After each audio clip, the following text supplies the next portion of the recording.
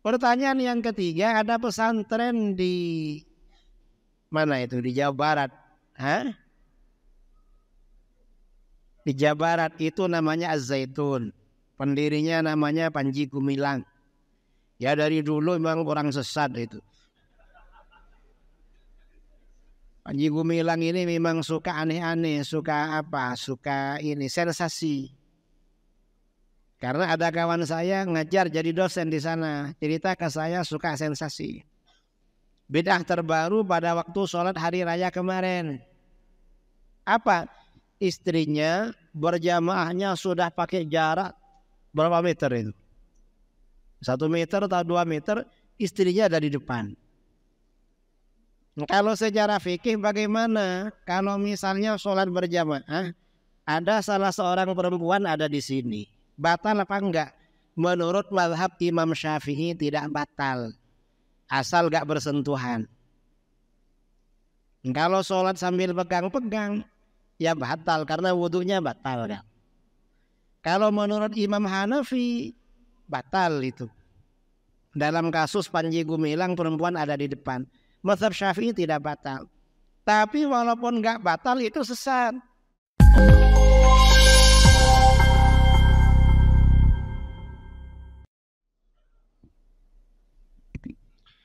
Baik Bapak Ibu yang dirahmati Allah Subhanahu wa taala, demikian tadi pembukaan. Ini baru pembukaan sudah panas ya.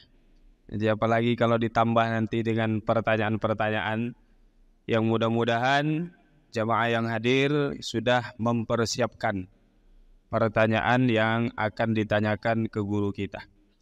Jadi dari apa yang beliau sampaikan tidak meragukan lagi ya, kalau beliau ini memang singa aswajah ya, karena tak ada yang berani dari pembesar-pembesar Wahabi ini kalau diajak dialog sama beliau tak ada yang berani datang ya. Kalaupun ada beraninya paling koar-koar di YouTube ya, atau di sosial media saja. Kalau diajak ketemu langsung tak berani. Nah, maka dari apa yang beliau sampaikan tadi, mudah-mudahan menguatkan kita bahwa insya Allah kita ini sudah berada di jalan yang benar, di rel yang tepat. Ya, jangan sampai ada timbul keraguan. Karena apa yang kita amalkan selama ini semua ada dalilnya. Cuma kita mungkin dari dulu belum mendalami terkait tentang pendalilan ini. Dan memang kita orang-orang awam nih ya tak perlu ngerti dalil. Kenapa? Karena yang membahas dalil ini adalah kalangan para ulama yang bisa mengetahui ataupun bagaimana suatu nas, ayat ataupun hadis bisa dijadikan dalil, ya kalibernya adalah kaliber para ulama. Kita ini hanya para muqallid yang mengikut.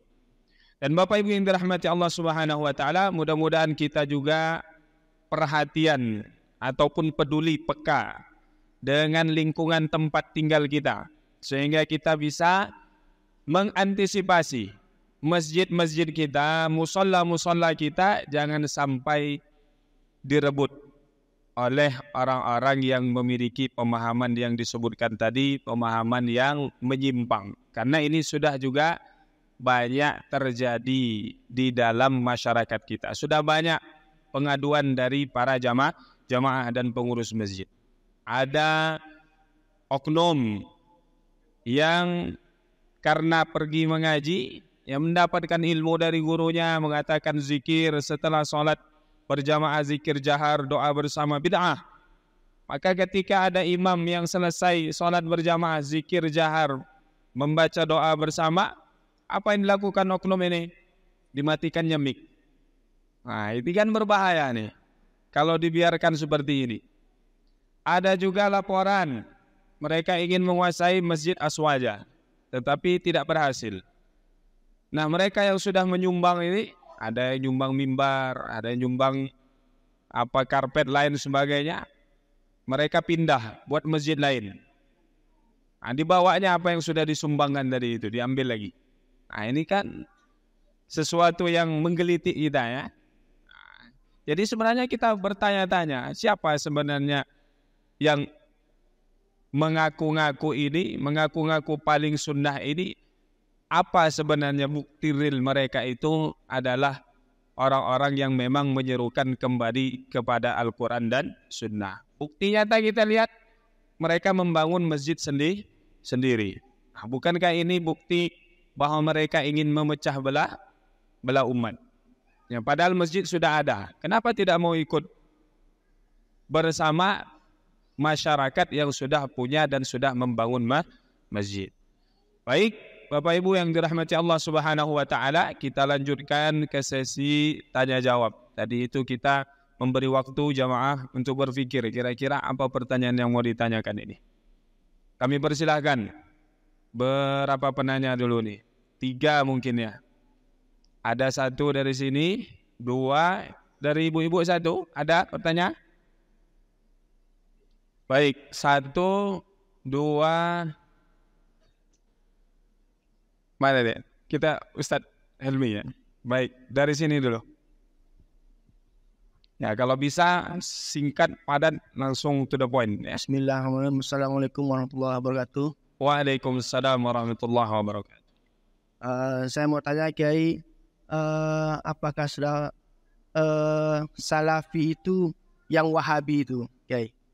Yang kedua, sejauh mana saya bisa bertoleransi dengan mereka dalam hal ibadah, mungkin seperti apakah mereka bisa jadi imam bagi saya, karena sepanjang pengetahuan saya mereka berbeda dalam hal kita soal Allah bertempat itu, Kiai. Terima kasih, mungkin itu saja Kiai. Assalamualaikum warahmatullahi wabarakatuh. Waalaikumsalam warahmatullahi wabarakatuh. Jazakumullah khairan katsira. Di tengah sini. Mic-nya tolong.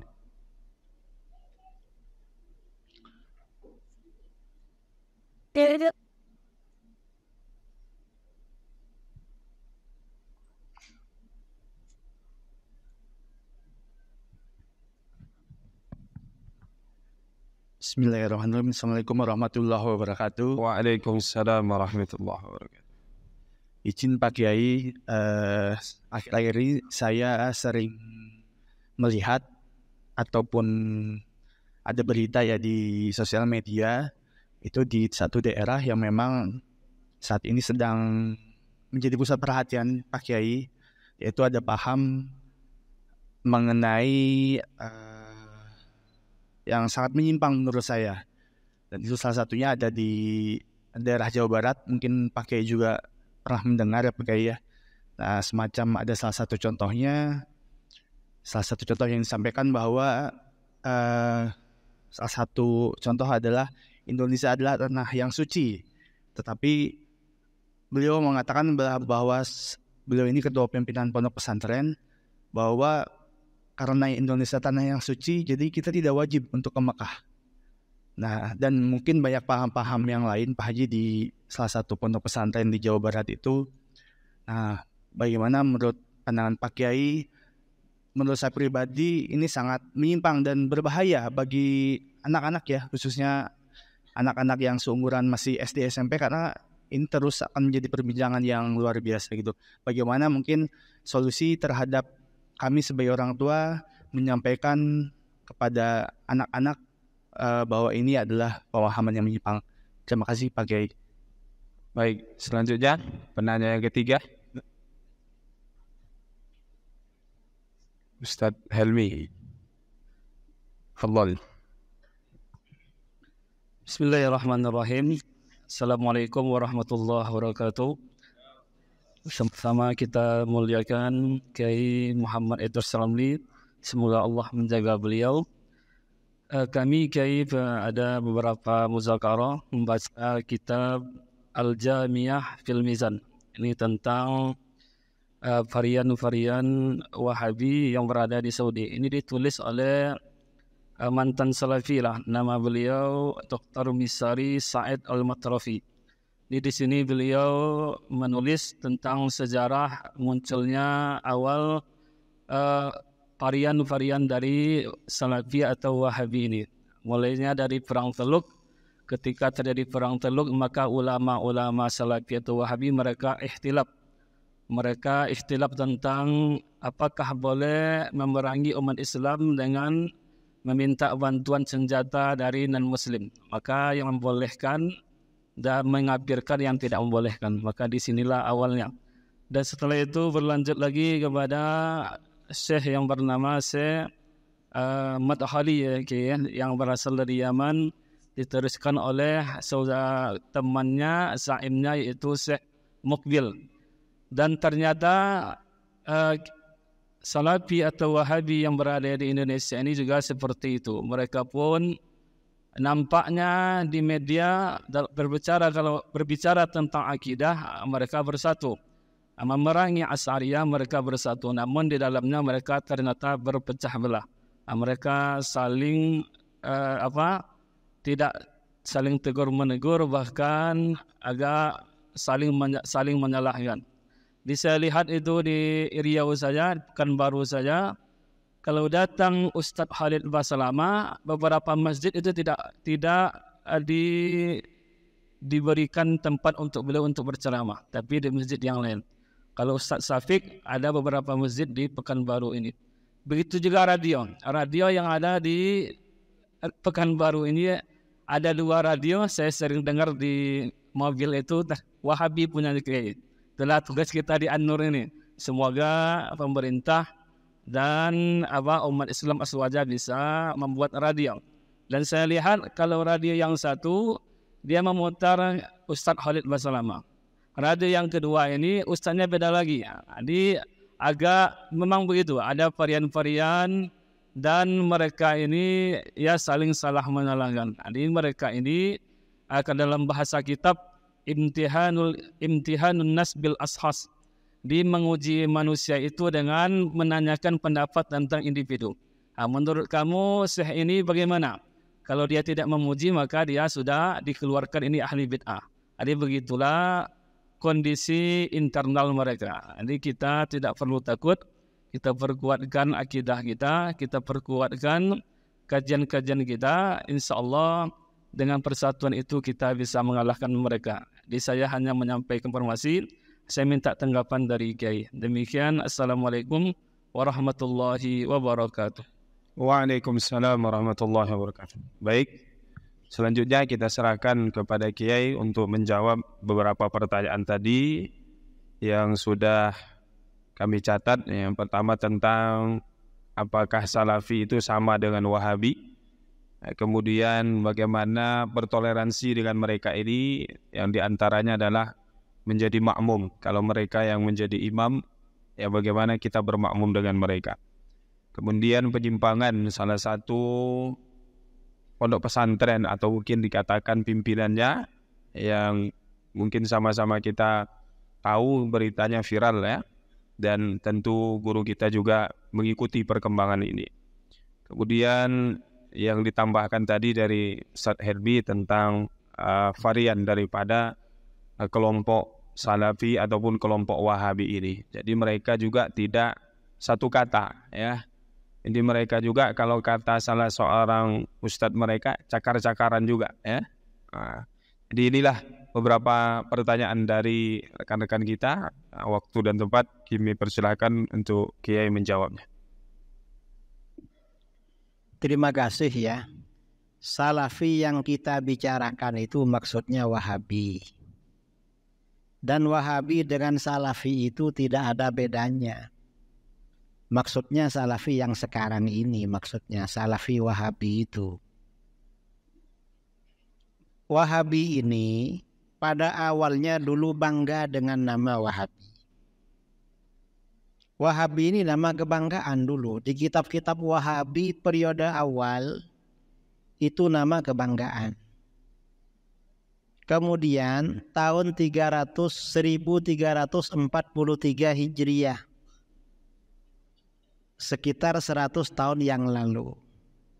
100 tahun yang lalu, Raja Saudi, Raja Abdul Aziz, setelah Saudi Arabia ini stabil dan kuat, Raja Abdul Aziz ini ayahnya Raja Salman yang sekarang ya. Raja Abdul Aziz ini punya rencana memerangi negara-negara Arab sekitarnya, seperti Irak, Yordania, Syria, Lebanon, dan Yaman dan lain-lain. Mengapa? Maunya disatukan pada kerajaan Saudi Arabia. Itu rencana Raja Abdul Aziz. Ketika rencana ini sudah matang, pasukannya sudah siap untuk perang, tiba-tiba turun surat dari Raja Inggris. Apa kata Raja Inggris? Jangan menyatukan negara-negara Arab sekitarnya menjadi negara Saudi, jangan. Biarkan mereka menentukan nasibnya sendiri-sendiri. Akhirnya Raja Abdul Aziz gak jadi memerangi negara Arab sekitarnya. Mengapa? Dilarang oleh bosnya Raja Inggris. Jadi dulu Saudi Arabia itu berdirinya atas konspirasi dan bantuan Inggris. Cuma lama-lama Inggris ini digeser oleh Amerika. Datang pendatang baru yang namanya Amerika itu. Nah, setelah Raja Abdul Aziz gak jadi memerangi negara-negara Arab sekitarnya, tentaranya pecah. Yang separuh memisahkan diri dan mengkafirkan Raja Abdul Aziz. Mengapa kafir? Karena gak mau memerangi orang-orang musyrik. Sementara anak buahnya Raja Abdul Aziz menyesatkan mereka karena menjadi khawarij, menentang imam yang sah. Akhirnya Raja Abdul Aziz berperang, mantan anak buahnya atas bantuan Inggris dibantai mereka. Dari situ nama Wahabi akhirnya menjadi buruk citranya. Jelek nama Wahabi. Mengapa? Membantai kawannya sendiri. Sehingga sejak saat itu kalau ada hal-hal yang jelek-jelek orang bilang itu Wahabi itu. Itu maling Wahabi, itu nakal Wahabi. Dari sini orang-orang Wahabi menjadi malu dengan nama Wahabi. Karena merasa malu dengan Wahabi, Wahabi ganti nama menjadi Salafi. Jadi Salafi itu sebenarnya pergantian nama dari Wahabi. Kemudian Wahabi ini pakai nama Salafi, ternyata tidak berhasil menaikkan citra mereka. Akhirnya sebagian Wahabi ganti nama lagi. Pakai nama apa? Sebagian Wahabi pakai nama Ahlul Hadis wal Athar. Kalau ditanya kamu pengikut siapa? Pengikut Ahlul Hadis wal Athar. Itu sebagian Wahabi. Jadi mereka ini memang suka ganti-ganti nama. Namanya sendiri yang sudah dibikin oleh bapaknya itu diganti itu. Ini Wahabi. Jadi Wahabi ya Salafi itu.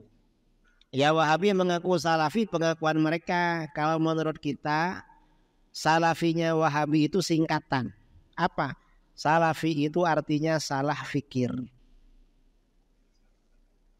Orang-orang yang salah mikir ya Wahabi itu. Ini pertanyaan yang pertama ya tentang sejarah ringkas Wahabi. Yang kedua, pertanyaan yang kedua. Toleransi dengan Wahabi. Kata para ulama, bersahabat dengan orang-orang di luar Ahlus Sunnah. Bersahabat ya, bersahabat. Kalau persahabatan itu secara zahir saja itu hukumnya makruh. Secara zahir artinya bagaimana? Jumpa, menyapa, basa-basi itu makruh itu. Kalau persahabatannya secara zahir. Kalau persahabatan secara batin sampai saling curhat, saling tahu rahasia, itu hukumnya haram. Yang bagus itu ya cuekin aja Wahabi itu. Harusnya begitu. Karena kita basa-basi makruh itu. Kalau baik betul malah haram itu. Kira-kira pilih makruh, pilih haram itu. Jadi begitu. Nah, kalau masalah berjamaah kepada Wahabi, hukumnya bagaimana? Hukumnya sah, tetapi makruh. Kalau makruh, kalau misalnya gak ada imam lagi kecuali imam Wahabi, Apa bermakmum, apa sholat sendiri? Ulama kita khilaf. Sebagian ada yang bilang sebaiknya bermakmum, karena gak ada lagi. Sebagian ada yang bilang sebaiknya sholat sendiri, karena bermakmum sama dia agak nambah pahala. Justru pahalanya defisit, ngurangin pahala katanya. Jadi khilaf masalah ini. Ini masalah toleransi ya. Dan saudara-saudara, terutama yang belum menikah, kalau mau menikah, cari wanita yang aswaja. Kalau Wahabi jangan, nanti gak harmonis dalam rumah tangga itu. Karena ada kawan saya, alumni Azhar ya, menikah dengan orang yang agak Wahabi. Ya ternyata ya memang tidak begitu ini, sering mengeluh. Dan khawatir nanti saudara kalah sama istrinya. Kalau kalah malah suaminya ikut Wahabi. Di dalam Sahih Bukhari itu Imam Bukhari punya guru ya. Salah satu guru beliau ke atas, namanya Imam Imran bin Hittan. Imran bin Hittan ini asalnya orang Ahlus Sunnah, tapi kemudian menjadi Khawarij. Mengapa menjadi Khawarij? Ada gadis Khawarij orangnya cantik. Beliau tidak ganteng, dilamar oleh beliau, cuma beliau alim. Oleh kawan-kawannya diingatkan, Buya atau Ustadz jangan lamar itu Khawarij, nanti Buya terpengaruh. Kata beliau, saya aswajakan katanya.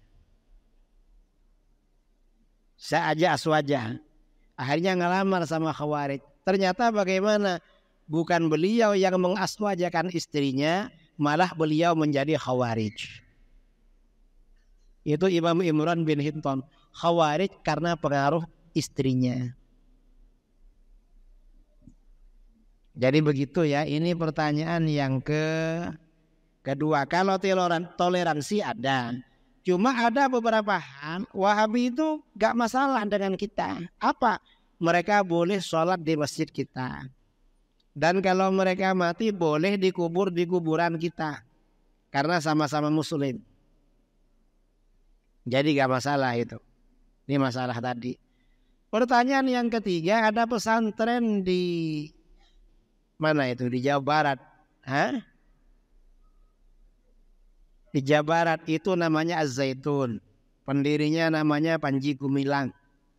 Ya dari dulu memang orang sesat itu. Panji Gumilang ini memang suka aneh-aneh, suka sensasi. Karena ada kawan saya ngajar jadi dosen di sana, cerita ke saya suka sensasi. Bid'ah terbaru pada waktu sholat hari raya kemarin. Apa? Istrinya berjamaahnya sudah pakai jarak berapa meter itu? 1 meter atau 2 meter, istrinya ada di depan.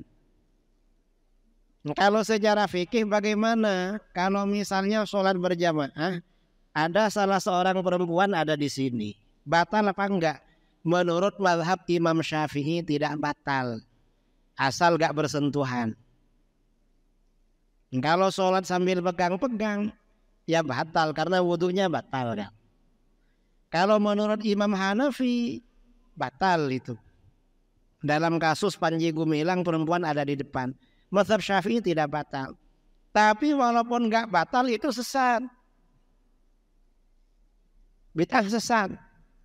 Mengapa bid'ah sesat? Karena di dalam hadis aturan as-shaf itu khairu sufufir, sabda Rasulullah SAW, khairu sufufir rijal awwaluha wa syarruha akhiruha. Sebaik-baik as-shaf laki-laki dalam sholat itu di depan. Yang di belakang yang paling jelek. Itu shafnya laki-laki. Kalau perempuan sebaliknya, wa khairu sufufin nisa akhiruha. Kalau shaf perempuan yang paling baik yang di belakang. Wa syarruha awwaluha, as-shaf perempuan yang paling jelek yang di depan. Mengapa? Karena di depan jumpa laki-laki di depannya. Yang laki-laki jumpa perempuan di belakangnya. Makanya paling jelek. Yang baik yang di belakang. Itu aturannya. Nah kalau ada perempuan ada di soft paling depan ya, di belakangnya laki-laki itu jelek. Gimana kalau perempuan ada di depan di belakang imam? Kan tambah jelek itu. Kadang ada yang bilang itu yang perempuan sudah tua. Itu tua menurut yang muda. Bagi yang seusia oke-oke aja itu.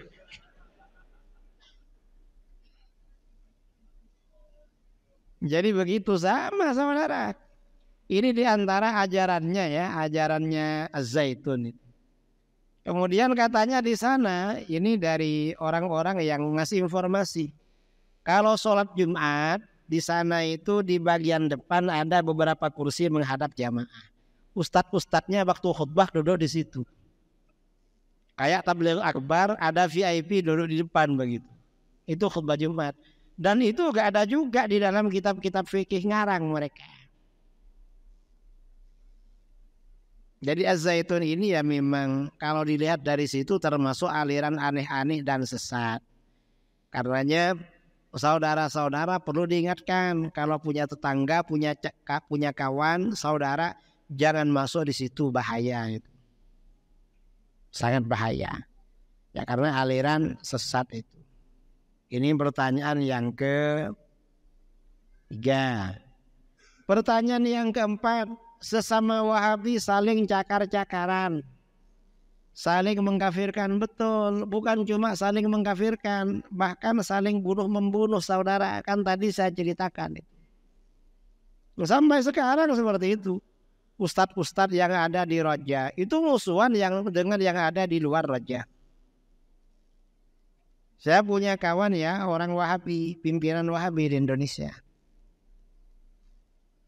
Dia bilang sama saya, Gus, sampean mau ceramah di Raja? Kalau saya siap. Cuma mereka siap apa enggak? Tapi antum kan Wahabi, kenapa enggak ceramah di sana? Saya ini walaupun Wahabi enggak boleh, Gus, katanya, dimusuhi. Sesama Wahabi dimusuhi. Apalagi kita itu. Di aliran sesat memang di internal mereka saling menyesatkan. Dan itu sudah maklum itu. Karenanya kelompok Wahabi ini di Indonesia gak bisa dihitung jumlahnya, banyak saudara. Faksi-faksi Wahabi. Di Riau aja antara Wahabi kelompok Kampar dengan kelompok Pekanbaru. Pekanbaru apa Garuda Sakti? Pekanbaru ya. Itu kabarnya beda itu. Ya artinya ya berantem begitu. Padahal sama-sama Wahabi. Karenanya Wahabi ini bukan Ahlus Sunnah wal Jamaah. Sesama mereka berantem. Karena Ahlus Sunnah wal Jamaah itu harus menjaga kebersamaan. Mereka agak menjaga kekompakan kebersamaan. Berarti ya bukan Ahlus Sunnah wal Jamaah itu. Wallahu a'lam. Baik. Itu tadi jawaban untuk sesi pertama. Bagaimana kita buka lagi sesi kedua? Masih ada yang mau bertanya? Masih ada. Gimana Ki? Baik. Kita buka 3 penanya lagi ya. Kalau ada yang dari ibu-ibu, 1 penanya. Ada? Ibu-ibunya masih malu-malu ya. Baik. Dari Ikhwan. Yang belakang itu ya, kita ambil 1. Yang di tengah 1. Sebelah sini kiri 1 ya. Silakan. Ya seperti tadi, mudah-mudahan bertanyanya bisa disingkat pertanyaannya telepon. Nih tengah sini ada. Yang di belakang mungkin bisa maju aja, agak maju ke depan sini dekat ini bertanya. Biar nanti bisa menghemat waktu. Assalamualaikum Kiai. Izin bertanya Kiai, apakah bisa kita masukkan Wahabi ini ke dalam kelompok munafik? Kalau kita merujuk kepada sabda Nabi, tidak akan pernah berkumpul 2 sifat baik dalam hati orang munafik. Pertama, adab yang baik dan pemahaman agama yang buruk. Jadi kalau kita lihat pemahaman agama yang baik. Kalau kita lihat pemahaman mereka kan sangat buruk tentang agama. Dengan pedoman itu apa bisa kita merujuk dari hadis Nabi tadi, kita masukkan mereka ke dalam kelompok munafik. Terima kasih kayaknya. Baik. Selanjutnya, nih depan.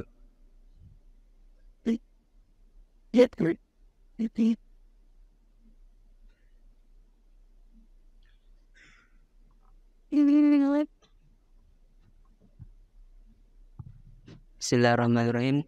Assalamualaikum warahmatullahi wabarakatuh. Waalaikumsalam warahmatullahi wabarakatuh. Izin bertanya Kiai. Langsung saja di sini pertanyaan saya ada dua.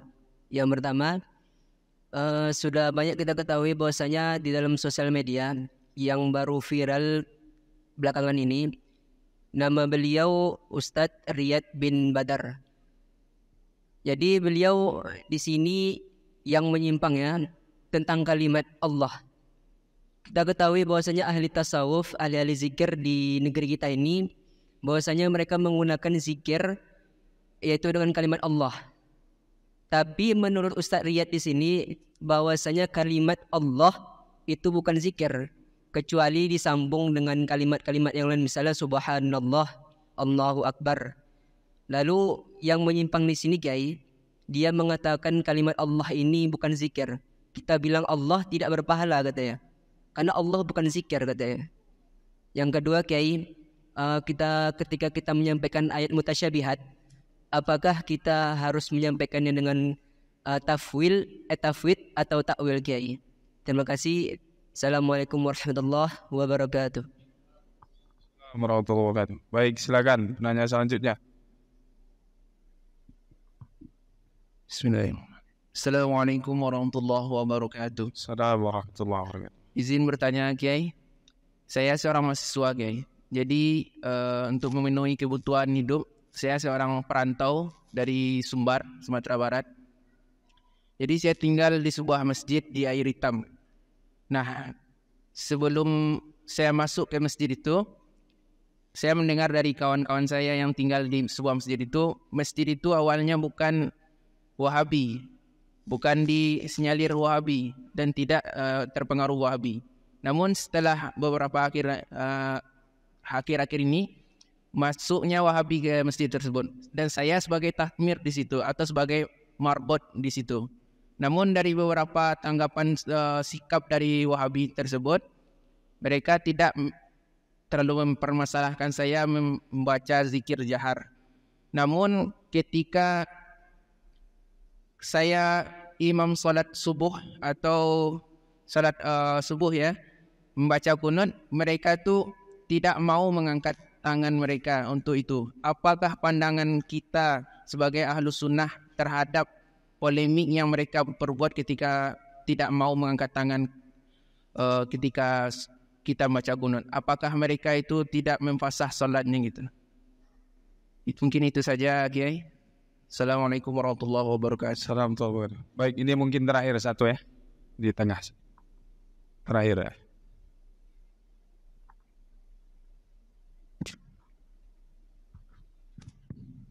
Assalamualaikum warahmatullahi wabarakatuh. Assalamualaikum warahmatullahi wabarakatuh. Izin bertanya Pak Yai. Yang pertama, bagaimana cara kita mengcounter tentang tauhid yang senantiasa digaungkan orang Wahabi mengenai uluhiyah, rububiyah, dan asma sifat, yang sampai mereka menyamakan sifat-sifat Allah dengan sifat makhluk, seperti mengatakan Allah da'i, Allah bertempat, atau Allah mempunyai tangan. Terima kasih Kiai. Assalamualaikum warahmatullahi wabarakatuh. Waalaikumsalam warahmatullahi wabarakatuh. Baik, dari pertanyaan teman-teman tadi, beberapa poin. Yang pertama tentang apakah orang-orang Wahabi ini bisa kita golongkan termasuk orang-orang yang munafik ya. Kemudian ada ustadz yang lagi viral yang menyampaikan bahwasannya lafaz Allah itu bukan zikir. Jadi bagaimana tanggapan Kiai? Jadi sekarang ini yang viral ini banyaknya yang nyeleneh ya. Nah, jadi dalam pepatah memang disebut seperti itu. Bul ala zamzam fatu arab. Kencingi air zam-zam itu maka kau akan viral. Maknanya buat kelaku yang tidak semestinya ya. Kemudian tentang ayat-ayat mutasyabih, bagaimana sifat kita? Apakah kita menggunakan tafwid atau dengan metode takwil? Kemudian masjid yang sebagian jamaahnya ketika kunut subuh karena dia paham Wahabi, mengikut anjuran gurunya, kalau imamnya kunut tak usah kunut ya, karena imamnya melakukan perkara bid'ah, jadi tak usah ikut. Ini juga sebenarnya sudah dibantah oleh ustaz-ustaz kita yang lain juga. Nah, bagaimana baiknya menyikapi jamaah yang seperti ini? Kemudian mengkonter tauhid Wahabi ini ya, tentang pemahaman mereka tentu dalam masalah tauhid ya, berseberangan, tidak sama dengan pemahaman ulama-ulama Ahlus Sunnah wal Jamaah. Nah, inilah mungkin kenapa kita menyebut mereka berbeda dengan kita. Silakan tanggapannya ataupun kemudian kita persilakan untuk memberikan jawaban. Apakah Wahabi itu masuk kelompok munafik? Kalau orang munafik itu secara zahir termasuk Islam, cuma hatinya kafir itu. Tapi secara zahir Muslim mereka. Karenanya ketika ada sebagian umat Islam waktu takbir ya, takbiran di Idul Fitri, Idul Adha, menyebut walau karihal munafikun, itu disalahkan oleh para kiai. Yang ada di Al-Quran walau karihal kafirun atau walau karihal musyrikun. Kalau walau karihal munafikun jangan. Karena orang munafik itu secara hukum dunia statusnya muslim. Orang munafik ini ada harapan nanti hatinya mereka Islamnya benar-benar kalau sembuh itu. Tapi kalau gak sembuh ya gak benar. Adapun orang Wahabi ini ya tetap muslim, tetap mukmin, hanya sesat dan menyesatkan gitu aja. Gak sama dengan munafik. Ya cuma kalau berdalil mereka sering berbohong, memang itu sifatnya munafik. Tapi bukan munafik yang kelas berat begitu ya. Bukan munafik aqadi, bukan munafik akidah. Itu hanya munafik amali, perbuatannya mirip orang munafik. Ini pertanyaan yang pertama. Artinya kita gak mengkafirkan Wahabi.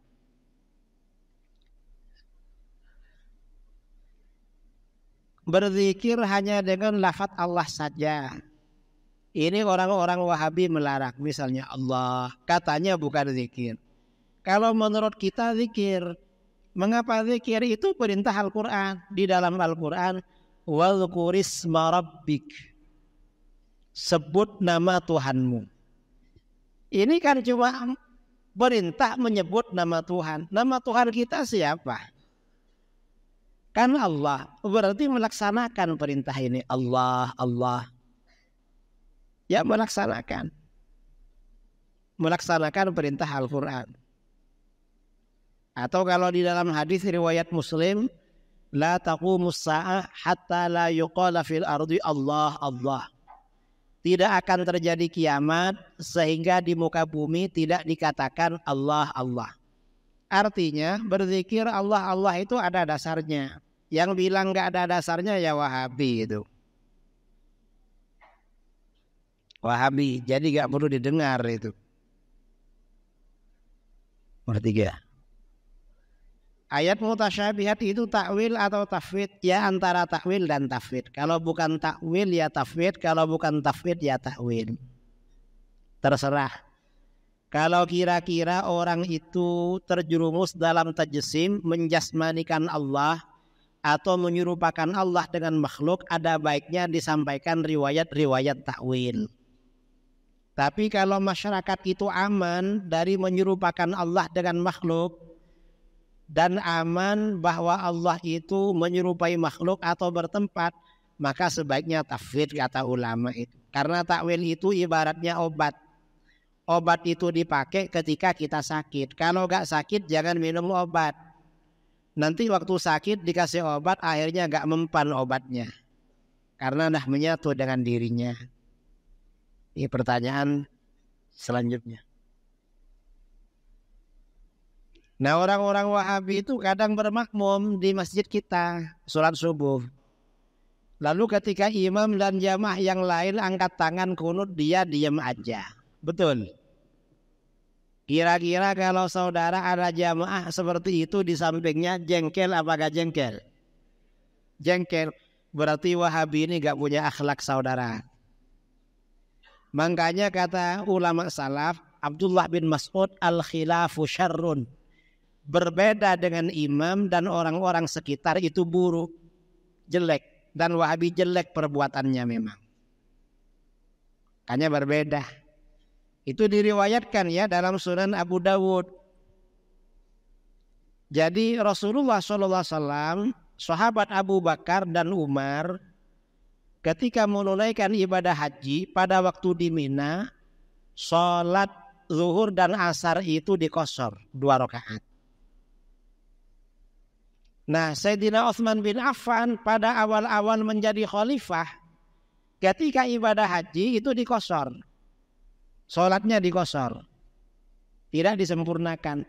Lama-lama setelah beberapa tahun, Sayyidina Utsman ini sholatnya ketika haji gak dikosor, itmam. Dikritik oleh sebagian sahabat, Abdullah bin Mas'ud.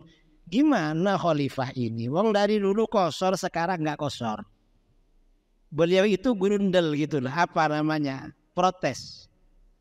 Tapi kemudian murid-muridnya tahu Abdullah bin Mas'ud kok itmam juga gak kosor.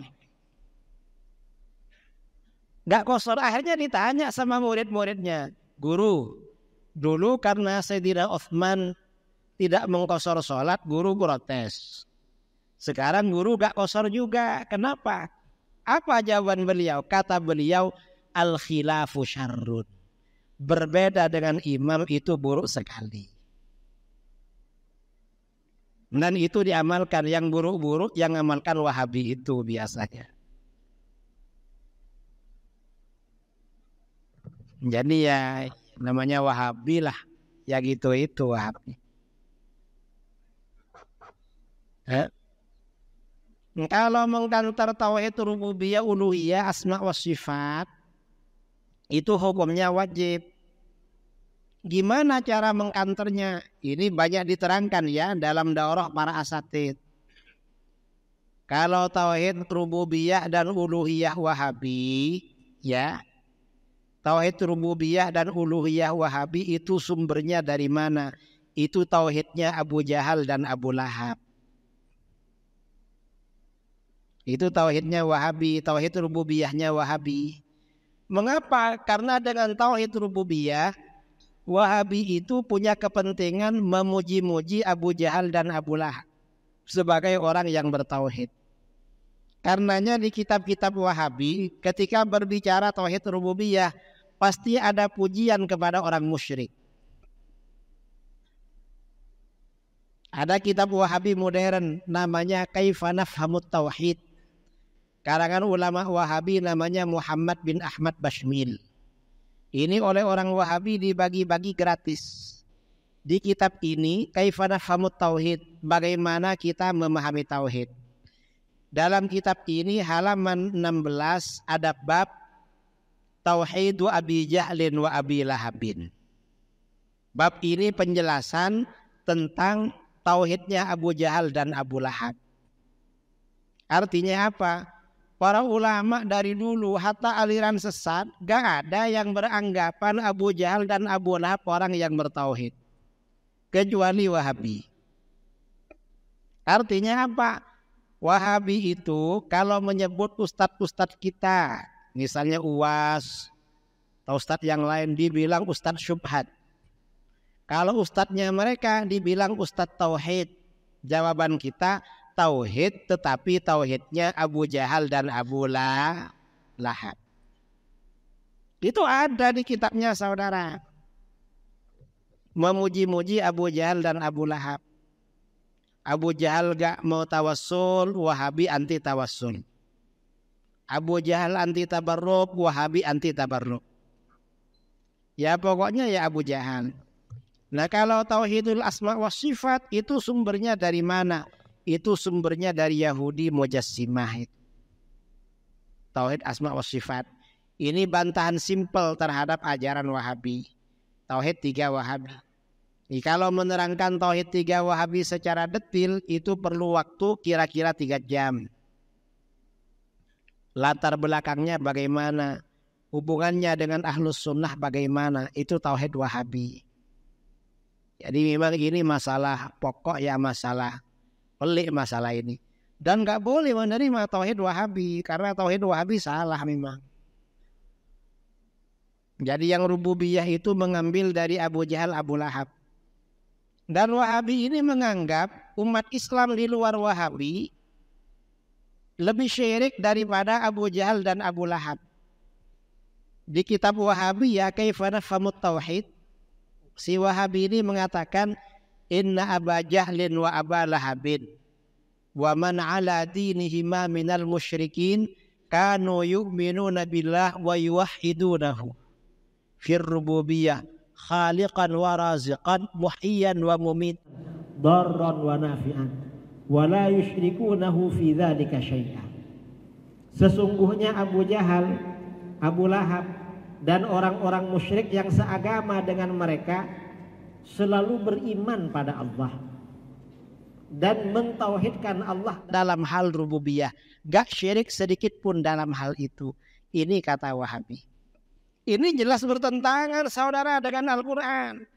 Untuk Abu Lahab ada surat khusus buat Al-Quran. Untuk Abu Lahab dari Al-Quran, tabbat syada abi lahabiu watak.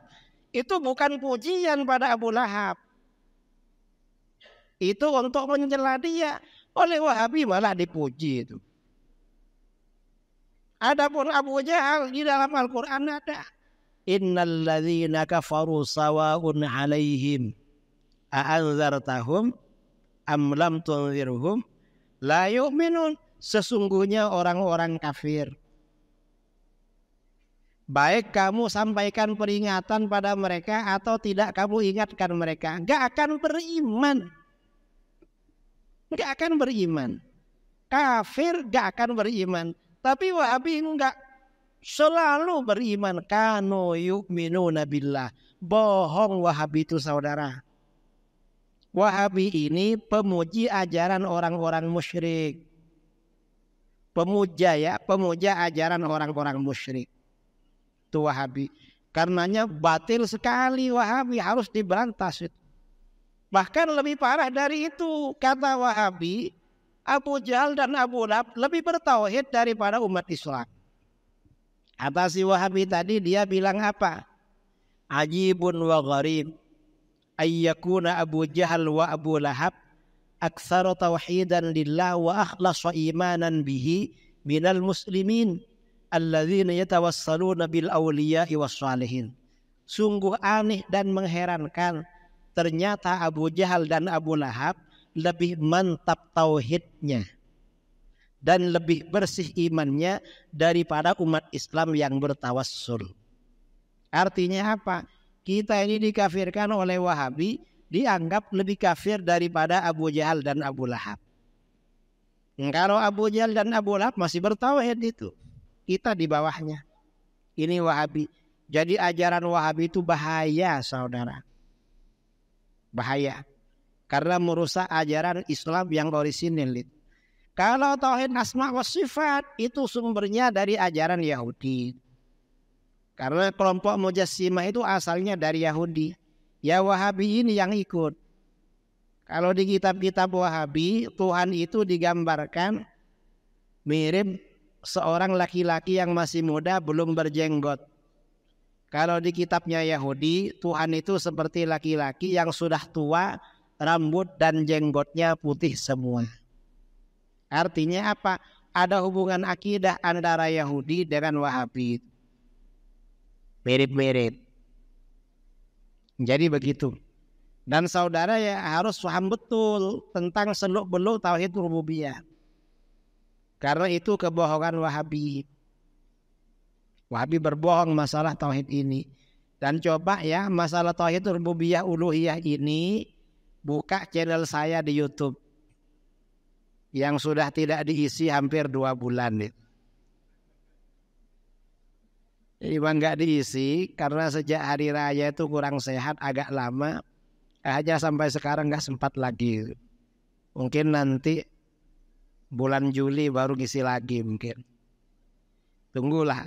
Tapi banyak ya kalau tauhid rububiyah, uluhiyah itu ada di situ.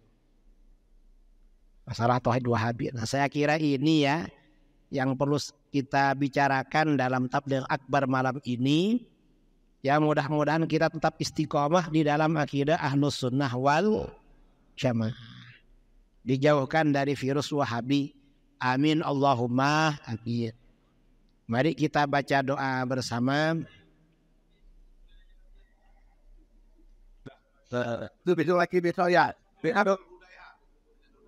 Besok di Nurul Huda ya datang. Kalau mau tanya kalau ada waktu.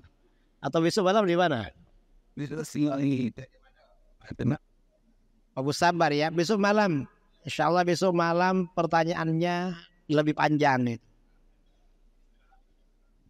Mari kita baca doa bersama. Bismillahirrahmanirrahim. Alhamdulillahi Rabbil Alamin. Hamdan yuwafi ni'amahu mazidah. Allahumma salli ala sayyidina Muhammadin salatan tunjina biha min jami'al ahwali wal afat. وتقضي لنا بها جميع الحاجات وتطهرنا بها من جميع السيئات وترفعنا بها عندك أعلى الدرجات وتبلغنا بها أقصى الغايات من جميع الخيرات في الحياة وبعد الممات وعلى آله وصحبه وسلم. اللهم آتنا في الدنيا حسنة وفي الآخرة حسنة وقنا عذاب النار. ربنا هب لنا من أزواجنا وذرياتنا قرة أعين واجعلنا للمتقين إماما.